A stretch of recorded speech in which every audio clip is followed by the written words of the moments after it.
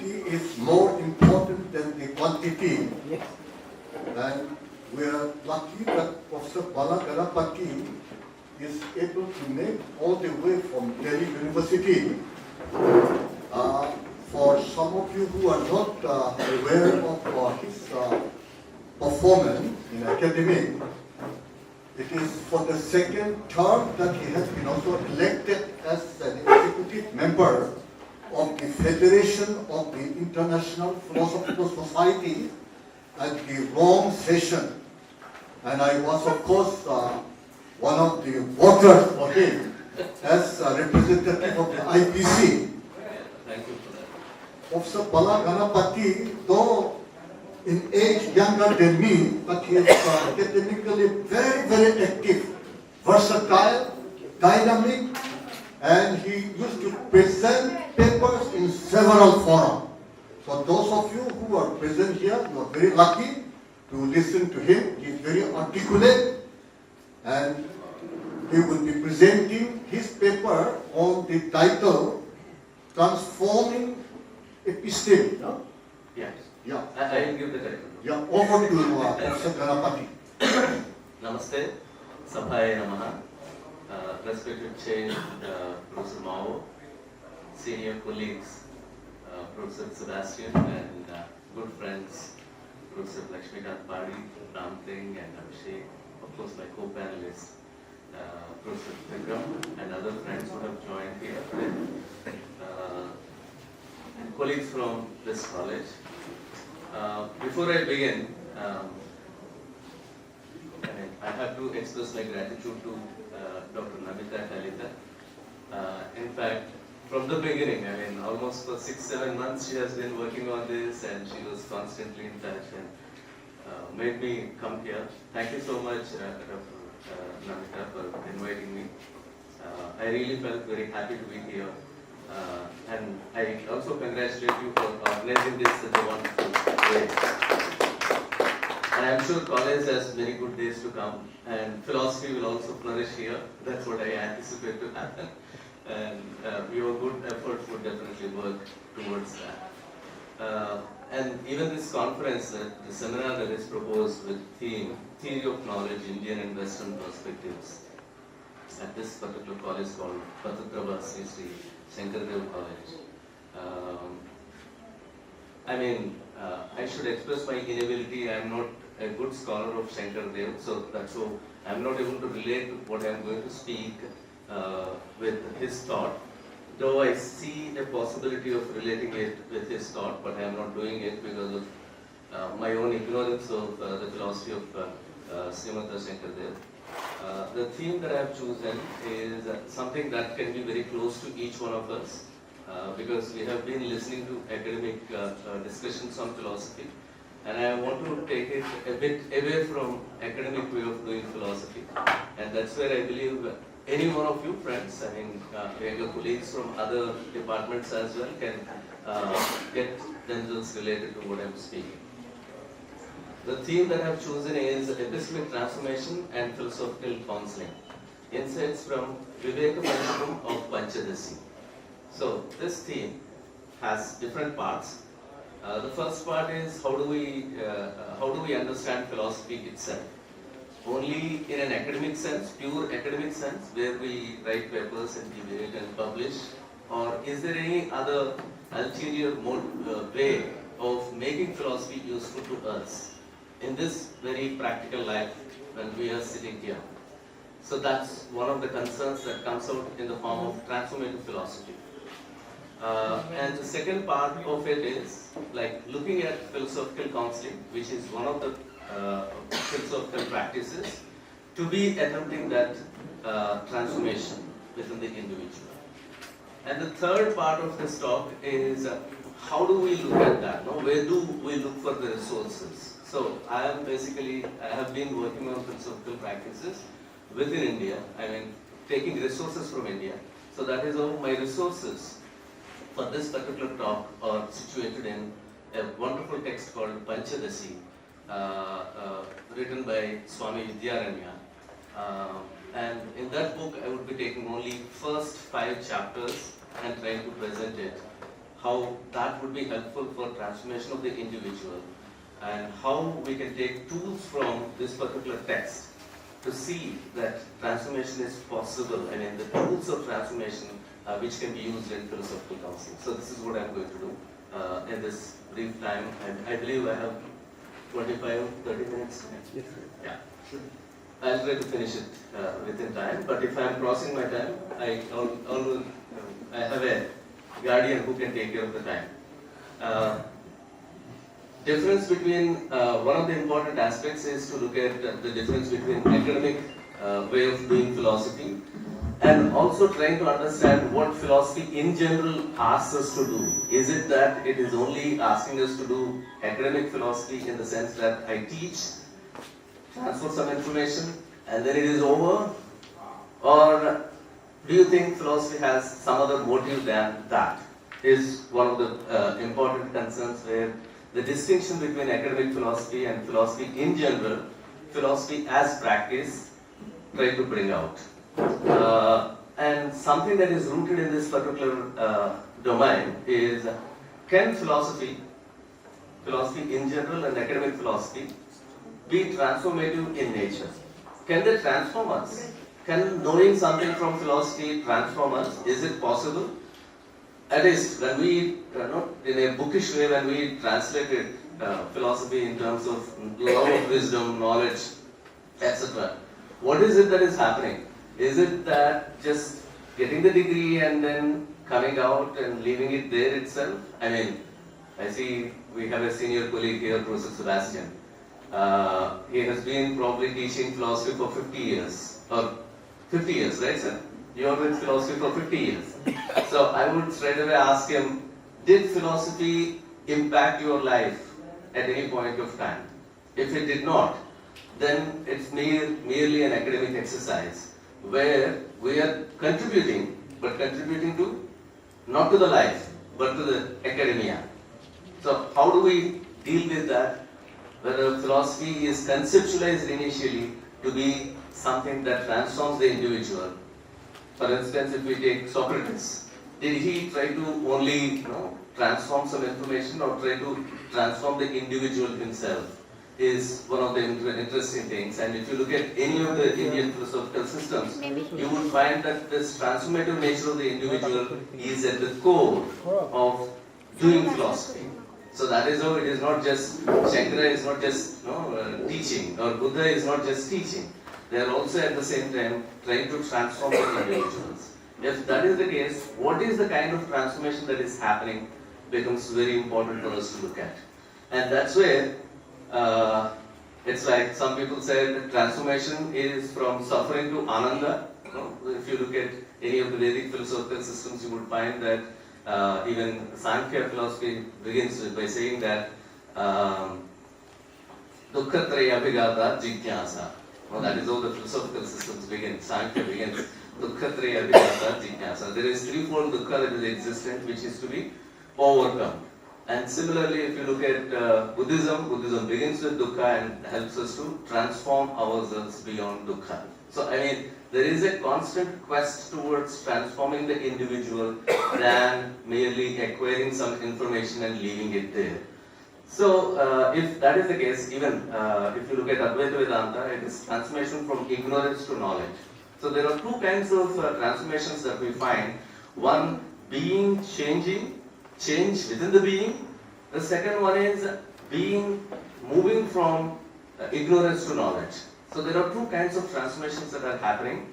This is where I ask this question. Is transformation in philosophy primarily metaphysical, a change in the being, or epistemological, a change in knowing? So how did philosophers look at this? Did they look at it only as a change in the epistemology? Right, like I moved from ignorance to knowledge. Is this over? And if that is the case, can I even call that to be knowledge?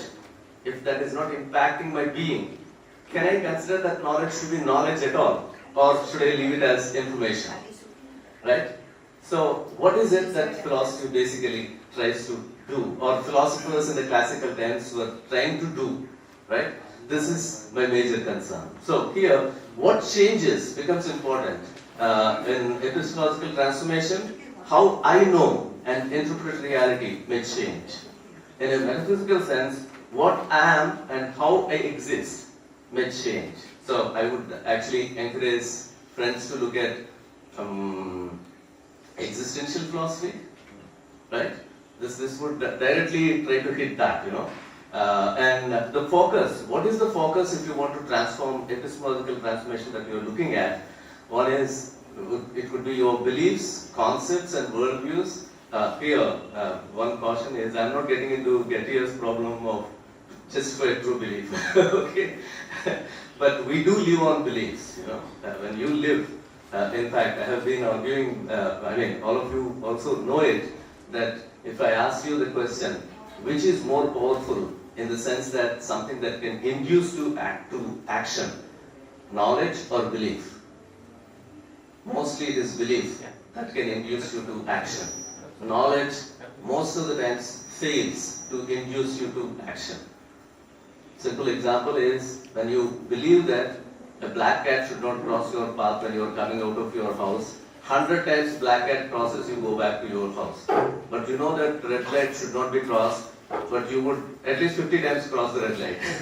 So, knowledge, mostly, knowledge fails you to induce to action, but whereas belief can 100% can do that. No? There could be many reasons because of the uncertainty, etc., that you are ready to, red light case, you know the certainties. So that is how you are ready to cross that.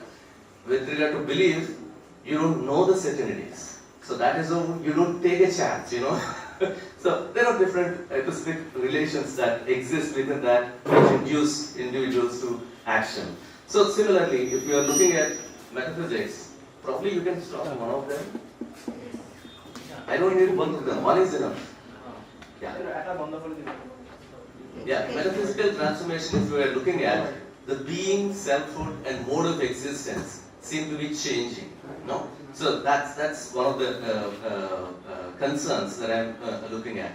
So here the question that I have is, can a change in how we know become a change in who we are? Is this possible? If we know if there is a change in how I know, because I say this in many platforms, saying that your epistemology determines your metaphysics. Don't think that epistemology and metaphysics stay outside somewhere in Plato's forms. They stay within us. The way you have learned to look at things constructs your reality for you. From your childhood onwards, how people have taught you, saying that you should look at a cow this way, a fish this way, a human being this way, caste this way. This is what constructs your reality, and this reality is what you try to interact with. That is how your epistemology, your epistemic means have constructed a reality for you. And this reality, how you have conceptualized, makes you interact with the world in a particular way, uniquely different way. Okay? So in that particular sense, if there is a change in my epistemology, can that result in changing my own self? Is one of the interesting questions. In fact, this is debated very well by many scholars when they were trying to look at knowing and doing. Right? That was a very interesting kind of domain, but I'm not getting into that domain. This is where, if we are looking at transformation to be epistemological transformation, then you will find Socrates coming forward saying that knowledge of ignorance transforms life. He is not saying knowledge of knowledge. He says knowledge of ignorance transforms life, And you would find Plato turning to soul towards the truth. And Stoics make lot of, provide a lot of material for this thing towards epistemic transformation. You would also find Spinoza talking about adequate ideas actually free us. If you don't have adequate ideas, adequate knowledge, then there is no freedom that you can exercise. Okay? So there are also, in the recent past, we have cognitive therapists who have argued that, towards the transformation, epistemic transformation, which is very important to them. To know differently, here, the crux of the story is, to know differently is to live differently. Can that become a part of us? Like, when you know it, does it make you live differently? transformation happens when false beliefs are replaced by true ones. So now again, I don't want to get into Gettyer's problem of just by true beliefs, but we do live with beliefs. So if that is the case, do we make an attempt to disprove certain kind of beliefs so that I live now, not for the sake of academic discussion, but I live now in a different way? So that becomes a very interesting question to look at for me. Similarly, if we are looking at metaphysical position, transformation, change in mode of being has to happen. And in fact, in this regard, I would urge that most of the Christian mystics would believe a kind of new being that comes into existence once they get close to the reality. And Advaita Vedanta also tells us that if there is, sitting here now, you are Brahman. If that is the case, the knowledge that you are Brahman, if it is digested properly, that will make you interact with the world in a different way. You don't change, reality will not change, but your actions will change. So you are a changed being in a different way. So Buddhism also, when it talks about no self-realization, gets into that. And Heidegger's inauthentic and authentic existence is also one of the wonderful examples of this metaphysical transformation that we are looking at. So the crux of this whole issue is not just new ideas, but new way of being in the world is something that emerges for the individual. And in fact, it is assumed that education should necessarily do such kind of work for the societies. Unfortunately, it's failing to do that. So this is where I try to integrate both epistemic and metaphysical transformations. And my position is to say that an onto-epistemic shift is what happens. So it's not just epistemic or metaphysical shift that happens in the being when the transformation happens. It is a kind of ontological change and epistemic change as well. So epistemic change necessarily leads to ontological change. So that's how I construct this onto-epistemic shift in the transformation, in which a change in knowing simultaneously becomes a change in being. And this is exactly probably the position of Advaita Vedanta of Shankara. It means a type of transformation where the boundary between epistemology, how I know, and ontology, what I am, collapses. So it's like, though I say that there are two steps, but there are no two steps. They happen simultaneously. A new way of knowing alters one's very sense of self and reality in this particular sense. So if I have to just give a small example and proceed to the next part of my talk. Say for example, if somebody comes and meets me, who are you, then I tend to introduce myself as I'm a professor of philosophy in Delhi University. Actually, I'm overemphasizing one of my roles as a human being and superimposing that to be the totality of me, which is a strange kind of thing, So most of the times we tend to identify ourselves with that work, job, whatever that we do. And the problems of that, obviously once you identify excessively, over-identify with something, the problems of that become your life problems. So there are other important things, other enjoyments, but this itself overwhelmingly overtakes you. Okay, so that's where this is not thinking that I am a professor is not a belief; it is a reality. It is also a mode of being for me. Not through, now through a deep reflection, I can realize that my birth is not identical with my job. So that's what they say, when deep reflection happens.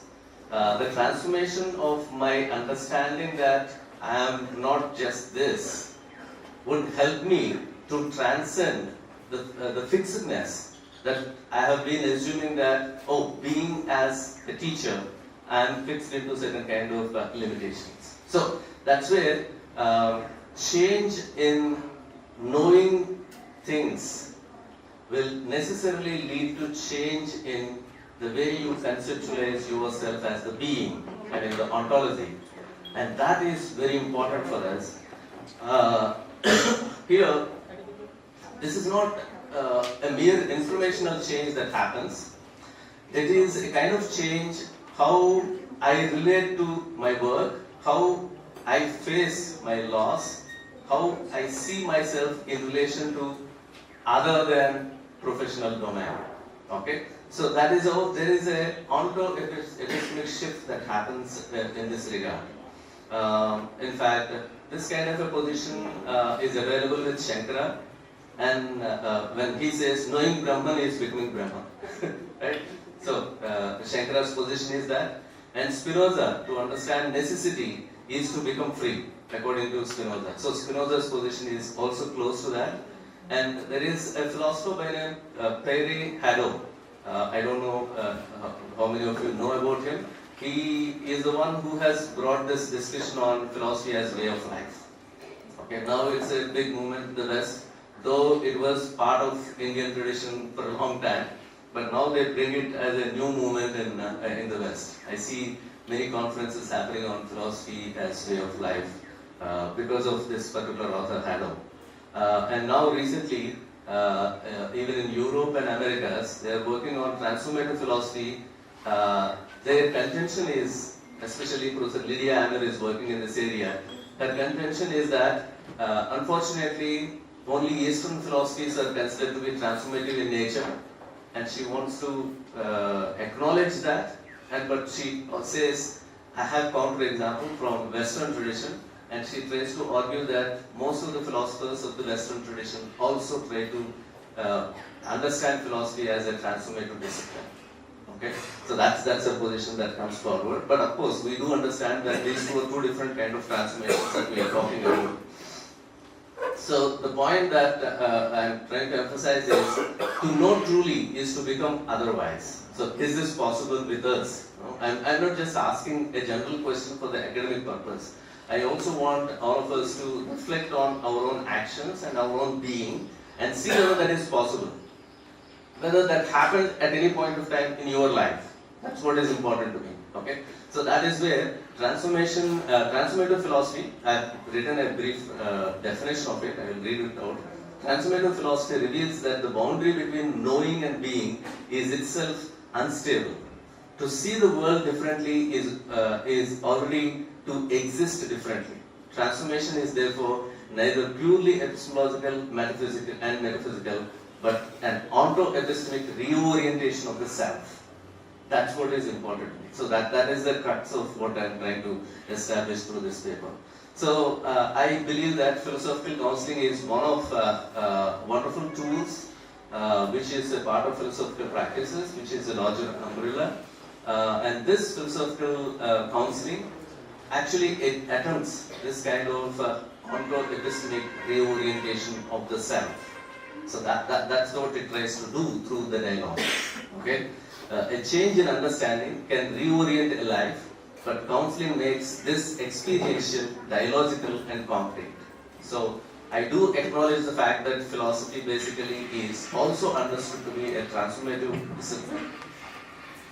That's my first position. Second position is, but if you see it to be practicing in your life, how do you practice? In the dialogical form, experiential form, and in a very concrete form where you see yourself to be existing, then it is more relevant to your own life, not just as a reader, but you actually become part of philosophy itself, or you make philosophy part of you. Okay, so that's what is important to me. So that's where philosophy definitely, transformative philosophy definitely explores ideas, truth, meaning, freedom kind of ideas. But philosophical counseling tries to apply them to lived situations. And philosophy, as transformative one, works at the conceptual level, but philosophical counseling works at existential level. And philosophy as a transformative discipline reflects on life. Philosophical counseling, in fact, helps you to intervene with your own life. So that is the very important aspect that happens. To help a person become otherwise by reflective self-understanding is the goal for both philosophy and philosophical counseling. This is how I read and understand it. If I have to briefly explain, because philosophical counseling is a broader area, if I have to briefly explain, philosophical counseling transforms at the four level, transforms the individual at the four level. One is conceptual, where clarifying hidden assumptions becomes very important. I mean, when people come with, we should understand one point that not all human problems are biological in nature. Okay, there are some problems which are beyond the biology, and not all problems are psychological in nature as well. Okay, so it's not that biology and psychology exhaust the whole domain of human life. There are interesting kind of crisis situations that we come across which fall beyond biological problems and psychological issues, concerns. And I believe that's where philosophy has a strong place to play.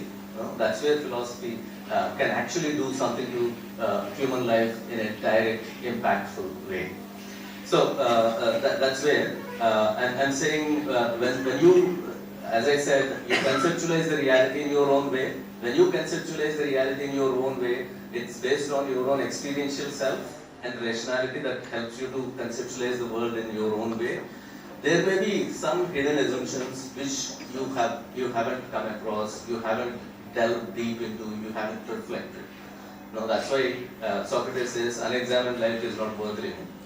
If you're teaching philosophy for so many years and if you don't reflect on your own knowledge or your own practices, then it's not worth living according to Socrates. It's a very, don't read it, take the hit of it, then probably we'll understand the impact of that. So that is how hidden assumptions with which we live or to be brought into what Professor Sebastian was saying yesterday, operative consciousness, I would say. It's operative consciousness is not completely, it is not an unawareness kind of one for me. I would say that operative consciousness also has to be at some point, you should be aware of it. I'm not getting into the transcendental consciousness debate, yeah. But otherwise, this is my own understanding of how do I relate it to philosophical practices. So, philosophical counseling basically transforms conceptual one, where clarifying hidden assumptions become very important because we live with a lot of hidden assumptions. And it also affects the narrative. Reframing of life stories is one of the major concerns because many people tend to think that, especially now, recently I met a girl who told me that, sir, I am under severe depression. I said, what happened to you? So we had a discussion.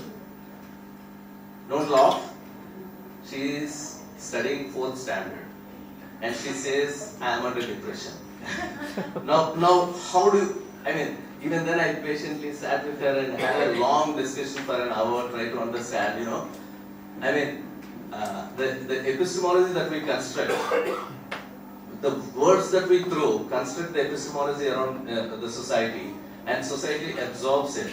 Unfortunately, younger ones absorb that very quickly, and they start creating their own life stories in a particular way, based on the social epistemology. That's why for me, social epistemology has to be seriously looked at and studied, because that impacts the individual epistemologies. So this is where reframing of the life stories cannot happen unless you take this tagline of Socrates: "Unexamined life is not worth living." That's the tagline. Reframing of life stories become very important. That's all. It's also a transformation of the narrative, self-narrative. It is ethical as well in the sense that realignment of the values is possible only through philosophical practices. This cannot happen with if you go to a doctor in general or if you go to a psychiatrist. Probably they would give you some pills as well. Because the problem is not purely psychological in nature there. And other important transformation that happens in philosophical counseling is existential. It reshapes one's way of being. So that is how once you have the knowledge becomes a part of you in such a way that you cannot but act in confidence with it. So that's very important for us. And how do you make these things happen? It is very easy to say. If I am also just leaving it at the level of saying, then I am also doing academic philosophy. So this is where I am trying to deviate a bit and try to look at other philosophical counselors in the recent past who have spoken about this, like actually the power to transform the individual. And there is another philosopher by the name Lou Maranoff who argues that philosophy for life problems is to be specifically looked at to see the transformation. And we have Eliot Cohen and others who have worked on logic-based therapy, and they are very impactful methodologies, very precise and impactful methodologies that have come from them. And in fact, if we want to extend it further, I would say Michael Foucault also talks about care of the self as self-formation. So if we explore into that also would be very helpful in this regard. So, but I'm not saying that this is similar to psychological therapy, because psychological therapy necessarily involves a kind of healing of a dysfunction. So that's how it seeks. And it also focuses on symptoms. There are no symptoms here in philosophical counseling. And it is clinical. Psychological counseling is clinical, whereas philosophical counseling is more existential and ethical. So that's where philosophical counseling is the lived practice of transformative philosophy. It does not treat disorders, but cultivates a different way of understanding and inhabiting one's own life. So that's where the second part of my talk ends. Now I'm bringing in the third part. I'm bringing the Indian sources. So I have been working on Anekantavada of Jainism, which very a wonderful resource to help individuals in dealing with certain kind of concerns by making them reorient with themselves, by dislocating themselves from the center that they are overly focused. And I'm also looking at, in the recent past, I have been working on Panchadasi. Panchadasi is a wonderful text that was written by Swami Vidyaranya. Unfortunately, in the academic circles, this is not much debated. But Panchadasi is a Prakarana Grantha. And Prakarana Granthas are basically written for a purpose. The purpose is to reach out to the people who are not specialists. So how do you reach out to the people who are not specialists? By giving a lot of examples, a lot of metaphors, right? And these metaphors and examples are the best means that work as tools in the philosophical counseling practice. So that is how these days when students come saying that I am interested in philosophical counseling, I ask them, what have you read, what are you doing? They say, I am interested. This is a different kind of, it's like, just saying I am interested will not mean anything unless your interest has prompted you to look at some problem and address it in a theoretical way, and also to see the practical possibilities of resolving it, and looking for the resources that you can generate from the traditions that you have been acquainted with. Otherwise, interest is only an empty word. No? I am reading Pramana Samuchaya these days. Dinnaga says, word Sabdasunyo, Arthasunyo Sabda, sorry. Words do not have any meaning according to him. These days, that's how we use. Even the girl that I'm referring to, 4th standard girl, and she says, I'm anxious, no? She doesn't mean anything, but she won't that empty word with such gravity that she thinks that she is, no? She's suffering. So, it is important to address such kind of things. So, I'll just take a few, probably 10 minutes. 2, 3, okay, yeah. Panchadasi has 5, the title itself tells us that there are 15 chapters, and these 15 chapters are put together into 3 groups, which are called Prakaranas. Each chapter is called Prakarana, and 3 groups are called Panchaka, Viveka Panchaka, Deepa Panchaka, and Ananda Panchaka. These are the threefold. This is the threefold distinction that happens in the text. These 3 represent basically Sat, Chit, Ananda. So Viveka Panchaka is about Sat in the sense of reality that we are dealing with, and then Deepa Panchaka deals with Chit, which is a kind of illumination of consciousness, and then Ananda Panchaka is about bliss that is part of Satchidananda. In other words, Viveka Panchaka is not 5 abstract categories, but 5 specific chapters in the text focused on discriminating real from unreal, thus preparing the mind for liberation. So this particular one, Viveka Panchaka that I am talking about, obviously has 5 chapters, and each of these chapters are developed with a particular goal, but there is a particular methodology and practice that is given as a part of the teaching. That is what is very important. What kind of practices that the text gives us can be taken out as a tool for me in using it in philosophical counseling. That's what I have been doing. So that is how the first chapter of Viveka Panchaka is Viveka. I assume all of us know, right? Viveka is, I would say, Viveka is more than knowledge. Viveka can be translated loosely into English as wisdom, but Viveka is understood in terms of discriminatory knowledge, in the sense that Nitya Nitya Vastu Viveka. Viveka is always understood in terms of Nitya Anitya Vastu Viveka. So the distinction between real and unreal is what comes out to be very important in this regard. And this becomes a very important aspect even in philosophical counseling, because most of the times when people come with a concern, they assume something that is not real to be real. So how do you help that? No, it's not a metaphysical concern. I mean, I'm not talking about Raju Sarpa Bhranti kind of. I mean, Brahman. Wrongly understanding Brahman. I'm talking about a real life living situation where you assume something wrong to be, something else to be something. So that is the kind of situation that I'm referring to here. So Tattva Viveka basically addresses this Nitya Nitya Vastu Viveka, discrimination of reality. And the transformative effect that it tries to bring is breaking the basic falsity between false identity of I as and the body and the mind to I am what I am. Going beyond the identities that we, as I said, I am a professor. This is an identity. So this excessive identity creates a problem for me. And helping the individual, whoever comes, if this can be used as a tool to make the individual understand that this is only the limitedness and this is not the totality of the self.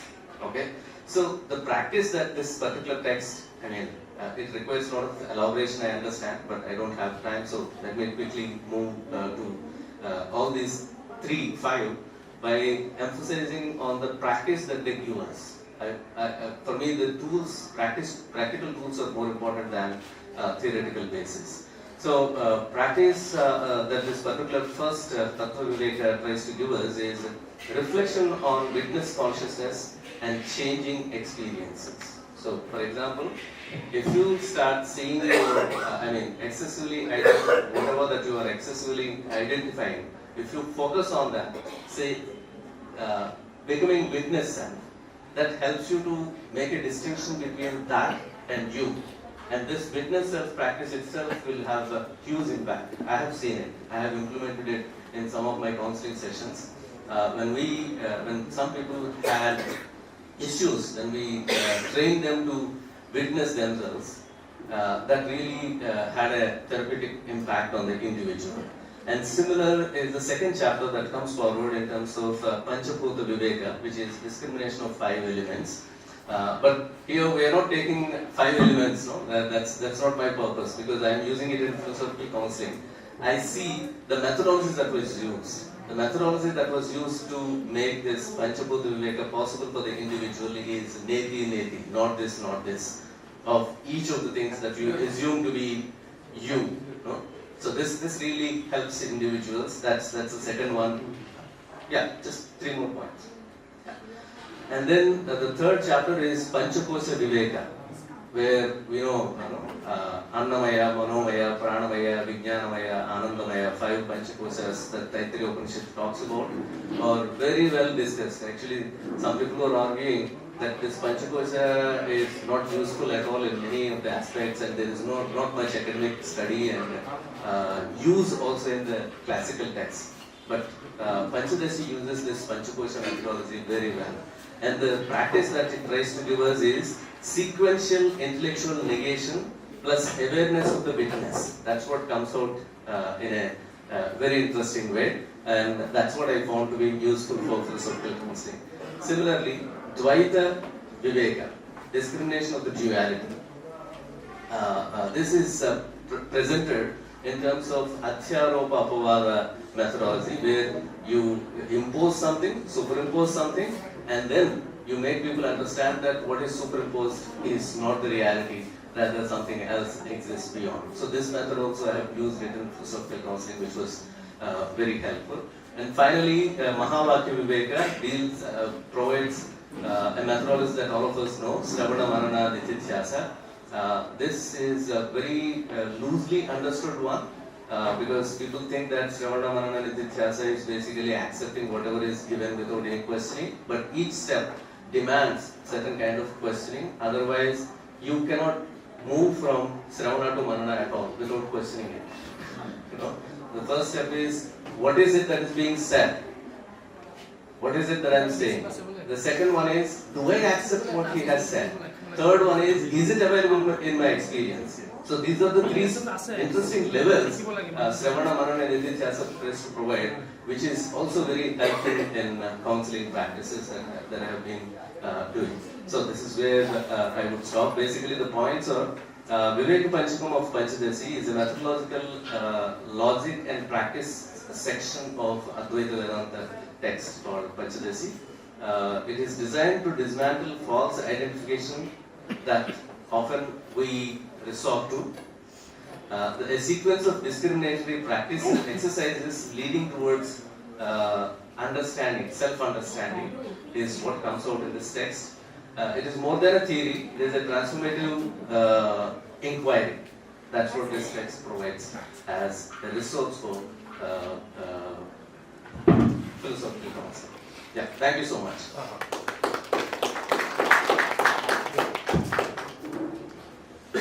Well, Professor Ganapathy, in short, has taken us in a new direction. That is epistemic transformation. How philosophy can really transform our life, being and knowing. Professor A.J. Iyer, after his retirement, he said, all these years I have been involved in the analytic philosophy and having not much impact, but it has enabled me to lead my livelihood. So a lot of people, even eminent philosophers or eminent scientists, they have such a kind of a life.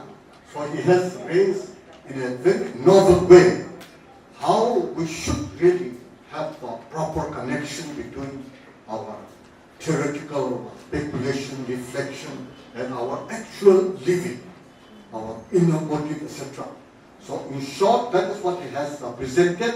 Now his paper is open for discussion, question, comments, and even suggestion. Okay. Yeah, you can do. Can you? No, you can sit in. You sit down and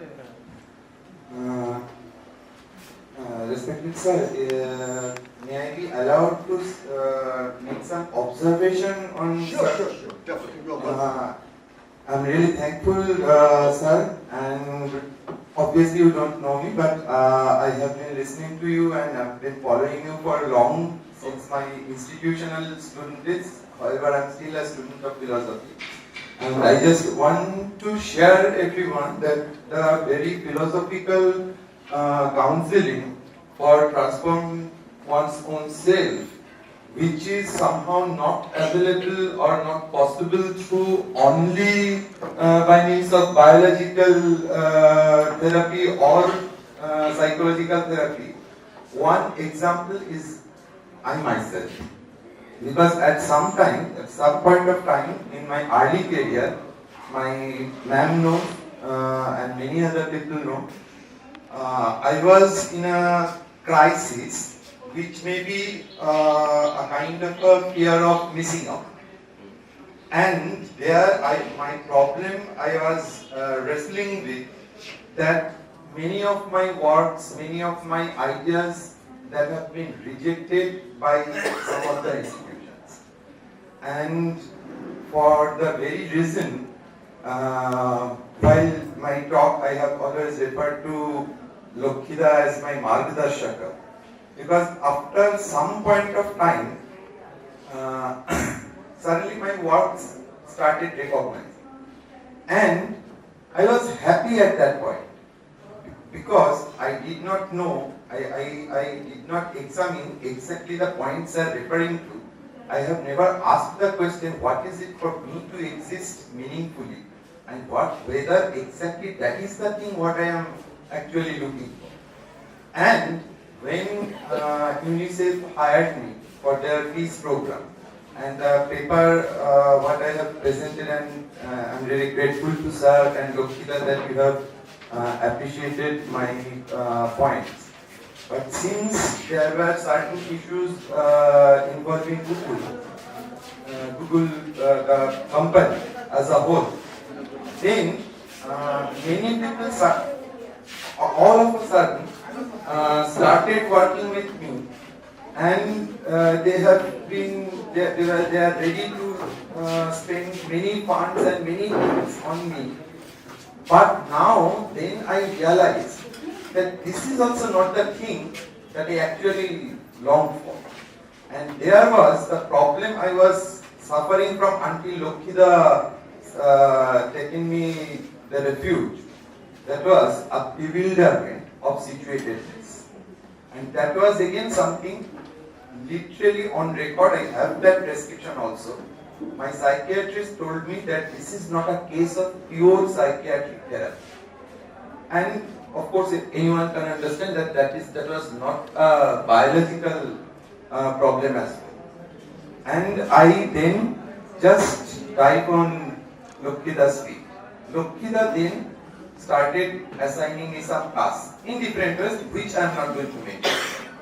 But then now I am in a position, the moment I ask myself, what is it for me to do something meaningfully, exist meaningfully?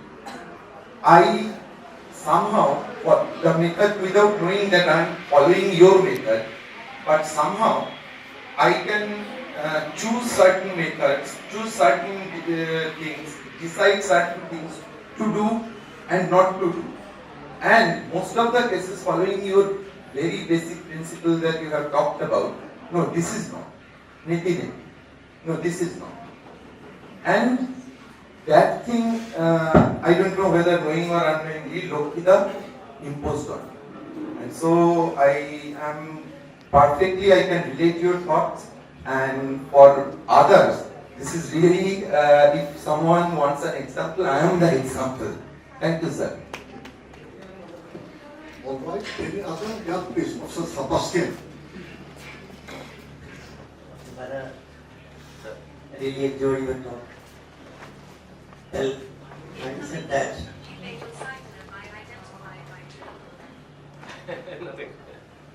having said that, I have one or two issues to talk about. Let me come back to my favorite positions. Ravisha, Kena, Kada, Brahadarmiga, Chandogya. Let me take two examples from two positions. One is the Brahadarmiga positions. That is the Yajnavalkya's, the question asked by my great Yajnavalkya. What is that by knowing which everything is known? Is it this? Is it this? Not this, not this. Neti, neti. Then we have a beautiful example from, Chandogya Upanishad, Udaragagni. He said, I have only one son, he was sent for higher education for 13 years. After learning everything from ontology to existence and everything, he came back to his father's abode. And of course his father asked him only one simple question. What is that by knowing which everything is known? So although I studied all epistemology and ontology and everything, but I had not been taught. I did not answer about that. Then of course you see, you are that. Tattvamasi, you are iti. So there are two techniques now, through the help of which the Upanishads have been trying to appropriate the meaning of self, either by neti or by iti. Now my question is that, do you mean to think that, don't you think that this is a kind of a counseling, a philosophical counseling, okay, better than many other, Western tradition?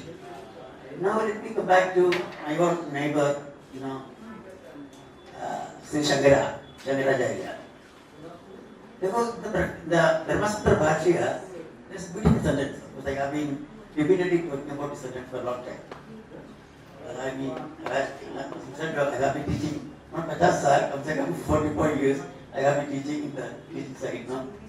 27 years I have been teaching in process, especially in epistemology and especially in the metaphysics. So there's a sentence by Shankaracharya. As long as the knowledge of the self, which is to be sort of transport horizon, so long the self is a knower. But the same self, same knower, turns out to be the self, devoid of evil and blemish. That turns out to be the self means that they can't be self. Be careful, happy. Now there is saying empirical self, empirical ego, or empirical self. It transcends itself as the transcendental self. Okay. So now my question is that this evolution, transformation, which happens within myself, not by knowing not the sense of efficiency self I'm talking about, but it's a kind of a inclusive understanding about my own self as myself. Is it not a good philosophical counseling by within myself? Would you please answer me? Yeah, thank you so much for this wonderful example that you have given as your own life. Thanks for that. And thank you so much, sir, for both the questions. I completely agree with both the points that you have said. We have been looking at Upanishadic resources for philosophical counseling, and in which obviously we are looking at all these aspects. In fact, the question that Yagyavallkya asked is, by knowing what everything unheard becomes heard. Yes. Unknown becomes known. Unthought of becomes thought of. Amatam matam avijñātam vijñātam iti. So that's what it says. Whereas in Brihadaranyaka, by knowing something, how do you know everything? So that's, different kind of questions come forward. In fact, I have been working on questions that are posed and resolved in Upanishads. I'm preparing a list of it, which would be helpful as a resource. But I do agree with this point that neti and iti, both of them are wonderful methods. But I felt that neti is more helpful because the person who comes to us has already identified himself as iti. So this is to be negated. Unless this is negated, we cannot take him to what we are trying to do. So that is how I would respond to the first one. And second one, of course, understanding the limitations of the empirical self would definitely lead to transcendental realization of the transcendental self is very well taken, and this also can become. But one aspect that I want to say is philosophical counseling is not soteriologically oriented. Our traditions are soteriologically oriented, and I am taking tools from soteriologically oriented traditions and using them for as addressing the existential issues. It's not that these tools, since they were used only in the soteriological context, they are not useful to us in the existential context. So that's what I'm trying to do. Okay, last question from Professor Pati. Yeah, it's not a wonderful, Professor Bala, specifically the comparative part in the introduction, Viveka and you are very right in comparing it to Sravana Manana Nidhyasana, the methodology. One concept in Gita is Sambhava. And I think the philosophical counseling, where a patient, not patient, an individual, comes to me when he or she is in a vimarsa position. That's why he is in Vishada. There is a chapter called Arjun Vishada Yoga in Bhagavad Gita. So Arjun has renunciated everything and sacrificed everything. No, I don't want to fight. So he psychologically was total under the Vishada condition. But being a counselor, Sri Krishna gives him impetus. No, you do this. So here both ethics, individuality, and this dialogue, sambhada, comes into the same line. Similar thing is also available in Kautilya's Arthashastra, even in Vivekananda's Dharma Shastra. But there is a word called empathy, and it has a direct root to the problem of other mind in epistemology. And Wittgenstein has given a beautiful solution to the problem of other mind. He said it is only the language that can solve the problem of other mind. But Wittgenstein never referred to empathy, or empathy was never referred by in Gita. So now an empathy is a very, very difficult term to understand. How can I put myself in your position? Again, the same problem of other mind comes to discussion. So whether in psychological counseling, do you find any such kind of empathy, notion of empathy, while you are making its root in Upanishads, Vedas, Panchadasi, or even in so many Samvadak like texts? Is there any? That is my, because that is a very, if that is there actually, then that could be a new horizon to your thing. Yeah. Great, thank you so much. May I Thanks. just make a comment on Yeah, what please. Rashmikant said? Because as far as I know, a counselor is not supposed to instruct you, do this, do this. A counselor is supposed to show you the options. It's up to you to choose the one. So in Gita, Sri Krishna is instructing Arjuna, but in real life, can you do that? I do not. It's a question. Yeah. Let me clarify things. Number one is, this is how there is a lot of debate on whether Gita can be considered to be a counseling text. Okay. At least in the philosophical counseling sense, there is a lot of discussion going on, and I do believe that a text which says that Mamekam Saranam Raja is not counseling at all. So in that particular sense, it cannot be. But I have a published paper on philosophical counseling, what kind of tools can be taken from Bhagavad Gita for philosophical counseling. I talk about dialogical self. That's where your empathy also I am trying to address. There is a dialogical self that happens within each one of us, which takes a lot of I positions, which means each one of us with regard to any aspect will have different I positions. I want this, I want this, I want this, I want this as well. So all these I positions are in conflict all the time. For example, if you look at Ravana, there are a number of I positions that he takes, that disturb him and which make him to choose the wrong one. So how do you come out of these I positions? I looked at Bhagavad Gita and how Krishna helps Arjuna to address these different I positions and come out with one authentic position. So, I mean, there are different ways of looking at the text. I am not saying that they are counseling texts. I am saying texts have a lot of tools for us. They have approaches which are hidden in them, and we are supposed to reread them to orient, to help us, for this counseling mechanism. That's how I would respond. With regard to empathy, basically, in counseling, I believe in philosophical counseling, empathy is not a good thing. Okay, because empathy is asked to be there in the counselor. If counselor is empathetic, then you will not be able to push the other sharply with your questions to get into one's own self. You should not be empathetic. You should ask questions in such a way that the other would start reflecting, examining oneself. If you are considerate, then it is gone. Counseling cannot proceed further. That's my view. Thank you so much. Thanks.